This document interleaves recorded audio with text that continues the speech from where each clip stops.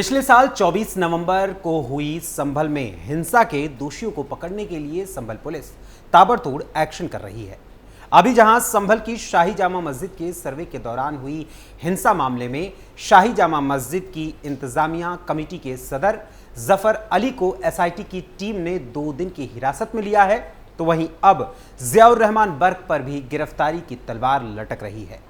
संभल में हुई हिंसा से 2 दिन पहले यानी 22 नवंबर 2024 को जुमे की नमाज के बाद बिना किसी पूर्व आधिकारिक सूचना के और बिना प्रशासन को इन्फॉर्म किए बड़ी संख्या में वहां पर मुस्लिम भीड़ को इकट्ठा किया गया था और साथ ही सपा सांसद जियाउर रहमान बर्क ने भड़काऊ भाषण दिया था। और इसी मामले में सपा सांसद जियाउर रहमान बर्क जो अखिलेश यादव के चहेते हैं, उन पर 24 नवंबर 2024 को पुलिस ने एफआईआर दर्ज की थी और अब हाईकोर्ट के आदेशानुसार बर्क को पुलिस द्वारा पूछताछ के लिए नोटिस दिए जाने और साथ ही अवैध निर्माण के मामले में भी कार्रवाई होने की बात सामने आ रही है। वहीं शाही जामा मस्जिद के सदर जफर अली ने संभल हिंसा मामले से जुड़े कई राज एसआईटी की जांच और एसआईटी से हुई पूछताछ में बयां किए हैं, जिसने उनकी और साथ ही सपा सांसद जियाउर रहमान बर्क की मुश्किलों को और भी अधिक बढ़ा दिया है। आखिर क्या है पूरा मामला, आपको बताएंगे विस्तार से हमारी आज की इस स्पेशल स्टोरी में। नमस्कार, वंदे मातरम, कैपिटल टीवी उत्तर प्रदेश देख रहे हैं आप और मैं हूं आपके साथ अखिलेश पांडे।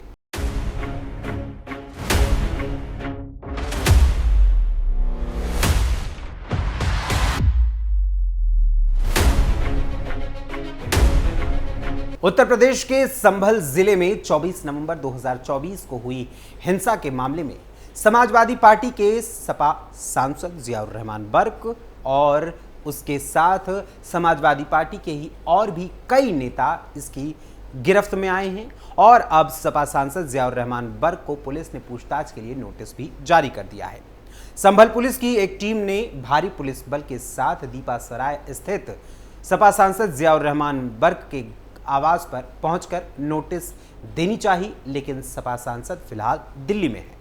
संभल में सपा सांसद जियाउर रहमान बर्क की मुश्किलें बढ़ती जा रही हैं। सपा सांसद जियाउर रहमान बर्क के घर जब एसआईटी टीम नोटिस देने पहुंची तो वो घर पर नहीं थे और उनके घर पर कोई जिम्मेदार व्यक्ति भी नहीं मौजूद था जिसे ये नोटिस दिया जा सके, जिसके चलते इस नोटिस को तामील नहीं कराया जा सका। दरअसल लगभग 4 महीने पहले संभल में 24 नवंबर 2024 को हुई हिंसा के मामले में सपा सांसद जियाउर रहमान बर्क नामजद अभियुक्त हैं, इसलिए उनसे पूछताछ की जाएगी। फिलहाल अब कहा यह जा रहा है कि यूपी पुलिस की एक टीम उन्हें नोटिस देने के लिए दिल्ली भी जा सकती है। गौरतलब है कि संभल हिंसा का सूत्रपात तब हुआ था जब कुछ मुसलमानों की एक गुस्साई भीड़ ने, बल्कि यूं कहें कि भड़की हुई भीड़ ने स्थानीय अदालत द्वारा मुगल कालीन शाही जामा मस्जिद के सर्वेक्षण के आदेश पर पूरी तरीके से रोष जताया था और सर्वेक्षण का विरोध किया था। मीडिया रिपोर्ट्स के अनुसार इस विरोध के दौरान हिंसा भड़की थी, बल्कि यूं कहें कि भड़काई गई थी, जिसमें 4 लोगों की मौत भी हुई थी, वो भी आरोपियों की गोलियों की वजह से। पुलिस का दावा है कि सपा सांसद जियाउर रहमान बर्क ने इलाके का दौरा किया था और उनके भाषण ने ही इस सांप्रदायिक अशांति को बढ़ावा दिया था। अब इस हिंसा के मामले में उनसे पूछताछ करने के लिए बीएनएस की धारा 35/3 के तहत पूरी तरीके से घेरा जा रहा है और बर्क को पुलिस नोटिस भी दे रही है। खबरों के अनुसार एसआईटी टीम जानना चाहती है कि सपा सांसद जियाउर रहमान बर्क ने हिंसा से पहले और बाद में किससे और क्या-क्या बातचीत की थी। उनके स्टेटमेंट और कोर्ट में दिए गए हलफनामे की भी जांच पुलिस द्वारा की जाएगी। हाईकोर्ट ने बर्क की गिरफ्तारी पर लगाई थी रोक। गौरतलब है कि संभल हिंसा मामले में 24 नवंबर 2024 को जब संभल पुलिस ने जियाउर रहमान बर्क के खिलाफ नामजद एफआईआर दर्ज की थी तो उस एफआईआर को रद्द कराने के लिए अखिलेश यादव के चहेते बर्क ने इलाहाबाद हाईकोर्ट का रुख किया था। इलाहाबाद हाईकोर्ट ने इस मामले में जनवरी 2025 में सुनवाई करते हुए सपा सांसद जियाउर रहमान बर्क के खिलाफ दर्ज हुई एफआईआर को रद्द करने से तो इनकार कर दिया था, मगर फौरी तौर पर थोड़ी राहत दी थी। कोर्ट ने फौरी तौर पर बर्क की गिरफ्तारी पर रोक लगाते हुए पुलिस को निर्देश दिया था कि वो बर्क को फिलहाल गिरफ्तार न करे। लेकिन हां, इसके साथ ही हाईकोर्ट ने संभल हिंसा मामले में होने वाली पूछताछ में सपा सांसद जियाउर रहमान बर्क को भी हिदायत दी थी कि वो पुलिस का सहयोग करें, और अगर वो पुलिस का सहयोग नहीं करते हैं और पूछताछ में जब वो भागीदारी नहीं निभाते हैं तो ऐसी परिस्थिति में उन्हें गिरफ्तार भी किया जा सकता है। हालांकि हाईकोर्ट के आदेश के बाद फौरी तौर पर पुलिस ने उनके खिलाफ कार्रवाई पर रोक लगा दी थी और अब एक बार फिर से संभल हिंसा मामले में पूछताछ के लिए बर्क के खिलाफ नोटिस जारी किया गया है। एसआईटी के नोटिस से पहले हुई थी बर्क के घर की नपाई। संभल हिंसा मामले में पूछताछ के लिए समाजवादी पार्टी के सांसद जियाउर रहमान बर्क को नोटिस देने के एक दिन पहले यानी सोमवार को भी संभल में प्रशासन एक्टिव नजर आया था। बिना नक्शा पास कराए बनाए गए सपा सांसद जियाउर रहमान बर्क के मकान की प्रशासनिक अधिकारियों ने नपाई की थी। दरअसल पीडब्ल्यूडी विभाग के अफसर उनके घर पहुंचे हुए थे और फीता लगाकर उन्होंने पूरे घर की नपाई की थी कि कहीं इस घर को अवैध रूप से कब्जा करके सरकारी जमीन पर तो नहीं बनाया गया है। अफसरों की टीम करीब 40 मिनट तक नपाई करती रही। नपाई के दौरान दिल्ली में संसद सत्र में शामिल होते हुए सपा सांसद जियाउर रहमान बर्क ने मीडिया को अपना बयान दिया था। मीडिया से हुई बातचीत में सपा सांसद जियाउर रहमान बर्क ने कहा था, पुलिस लगातार कानून का मजाक उड़ा रही है, संविधान की धज्जियां उड़ा रही है, ये पूरा देश देख रहा है। जफर अली की गलती सिर्फ इतनी है कि उन्होंने सच उजागर किया।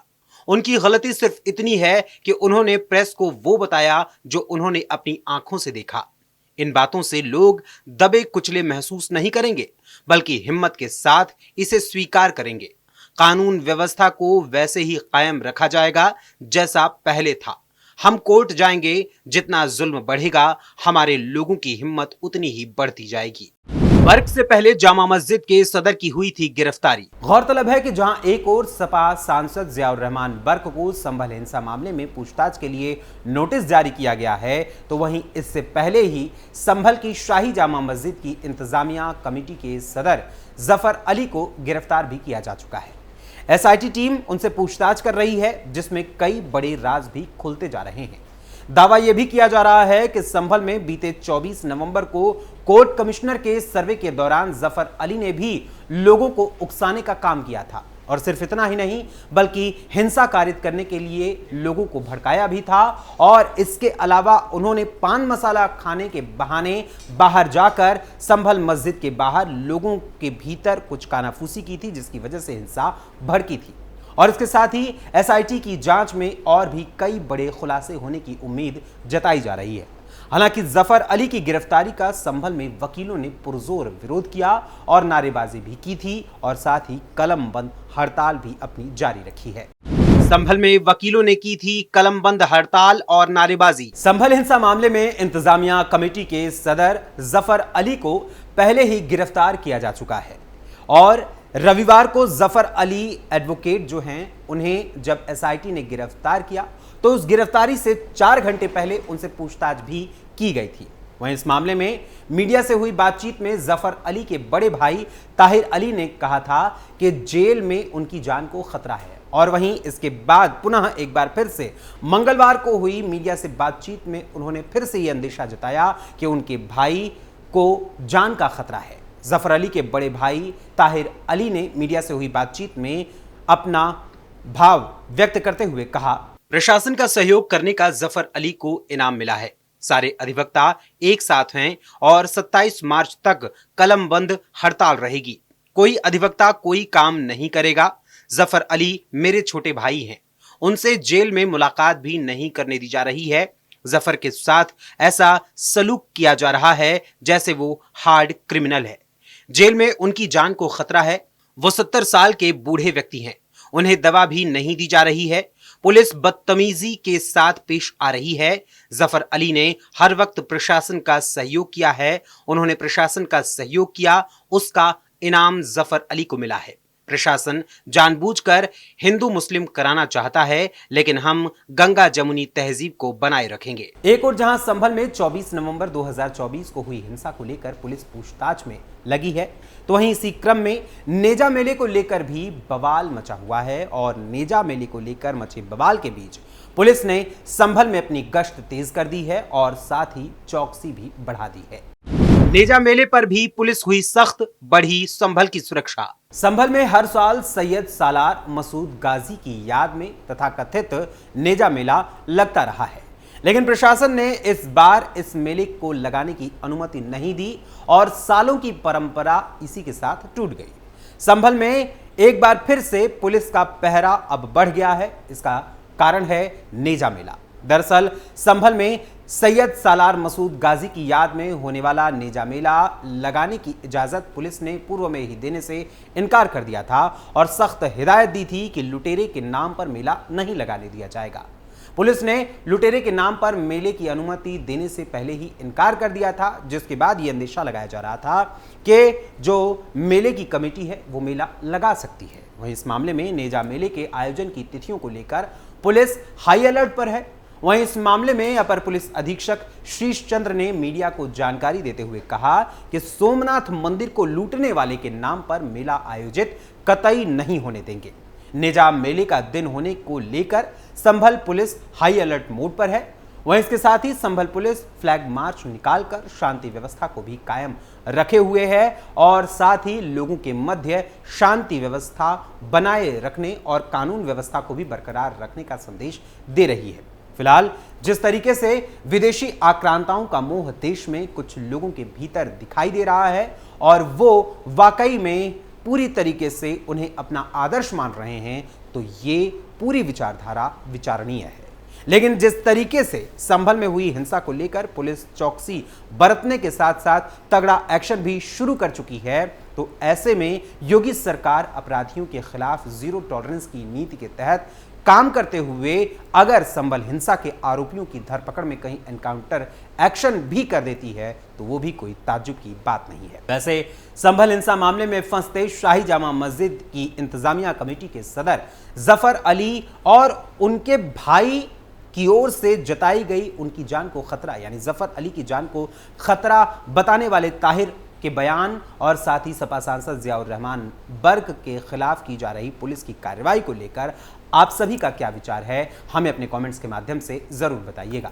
फिलहाल अभी के लिए आज की इस स्पेशल स्टोरी में बस इतना ही। फिर मुलाकात होगी किसी और खबर, किसी और मुद्दे, किसी और विषय के साथ। तब तक के लिए मुझे अनुमति दीजिए। धन्यवाद। जय हिंद, जय भारत।